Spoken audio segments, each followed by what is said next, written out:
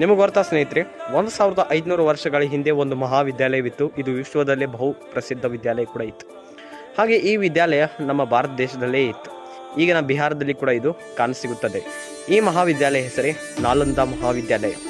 ಈ ಮಹಾವಿದ್ಯಾಲಯವನ್ನು ಕೂಡ 5ನೇ ಶತಮಾನದಲ್ಲಿ ಗುಪ್ತ ಸಾಮ್ರಾಟನಾದ ಕುಮಾರಗುಪ್ತನು ಇದನ್ನು ಸ್ಥಾಪಿಸ್ತಾರೆ. ಹಾಗೆ ಇಲ್ಲಿ ಚೈನೀಸ್, ಗ್ರೀಕ್ಸ್, ಪರ್ಷಿಯನ್ಸ್ ವಿದ್ಯಾರ್ಥಿಗಳು ಇಲ್ಲಿ ಕಲಿಯೋದಕ್ಕೆ ಕೂಡ ಬರ್ತಿದ್ರು.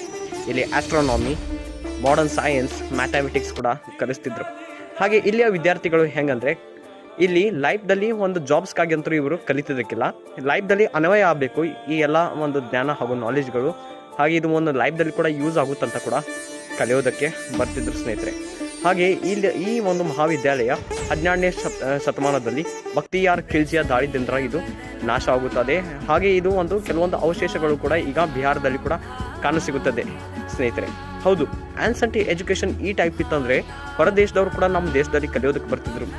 ಹಾಗೆ ಇಲ್ಲಿ ಒಂದು ಕಾನ್ಸೆಪ್ಟ್ ಕ್ಲಿಯರೆನ್ಸ್ ಕೂಡ ಆಗ್ತಿತ್ತು ಈ ಆನ್ಸೆಂಟ್ ಇಂಡಿಯನ್ ಎಜುಕೇಷನ್ ಸಿಸ್ಟಮ್ನಿಂದ. ನೋಡಿ ಸ್ನೇಹಿತರೆ, ಈಗ ಯಾರು ಅಂತಿದ್ರಲ್ವ ಆನ್ಸೆಂಟ್ ಇಂಡಿಯನ್ ಎಜುಕೇಷನ್ ಏನು ಉಪಯೋಗ ಇಲ್ಲ ಅಂತ, ನೋಡಿ ವಿಶ್ವವನ್ನೇ ರೂಪಿಸಿದ್ದೆ ನಮ್ಮ ಭಾರತ ದೇಶ. ಯಾವನೋ ಒಬ್ಬ ಬ್ರಿಟಿಷ್ದವನು ಮೆಕಾಯನವನು ಬಂದು ಕಸಿ ಒಂದು ಹೊಸ ಒಂದು ಎಜುಕೇಷನ್ ಪದ್ಧತಿಯನ್ನು ತಂದ. ಈ ಪದ್ಧತಿಯಿಂದ ನಾವು ಇದನ್ನೇ ಅನ್ವಯಿಸ್ತೇವೆ. ಹಾಗೆ ನಮ್ಮ ಆನ್ಸೆಂಟ್ ಎಜುಕೇಷನ್ ಸಿಸ್ಟಮ್ನ ನಾವು ಮರ್ತಿದ್ದೇವೆ. ಈ ಎಜುಕೇಷನ್ ಸಿಸ್ಟಮ್, ಈಗಿನ ಎಜುಕೇಷನ್ ಸಿಸ್ಟಮ್ ಹೆಂಗಿದೆ, ರಾಟ್ ಲರ್ನಿಂಗ್, ಓನ್ಲಿ ಬೈಟೇಷನ್.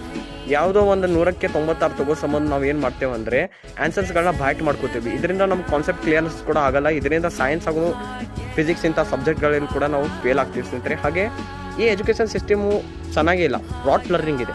ಹಾಗೆ ನೋಡಿ, ಆನ್ಸೆಂಟ್ ಎಜುಕೇಷನ್ ಸಿಸ್ಟಮ್ ನಾವು ಪ್ರಾಕ್ಟಿಕಲ್ ನಾಲೆಜ್ ಹಾಗೂ ಸ್ಕಿಲ್ಸನ್ನು ನಾವು ಮಾಡರ್ನ್ ಎಜುಕೇಷನ್ ಸಿಸ್ಟಮ್ ಈಗಿನಲ್ಲಿ ತಂದರೆ ನಮ್ಮ ವಿದ್ಯಾರ್ಥಿಗಳು ತುಂಬ ಹುಷಾರಾಗ್ತಾರೆ ಸ್ನೇಹಿತರೆ. ಧನ್ಯವಾದಗಳು. ಇನ್ನಷ್ಟು ನಿಮಗೆ ನಾಲೆಜೇಬಲ್ ಒಂದು ಫ್ಯಾಕ್ಟ್ಸ್ ಬೇಕಾದರೆ ನನ್ನನ್ನು ಸಬ್ಸ್ಕ್ರೈಬ್ ಮಾಡಿ. ಧನ್ಯವಾದ.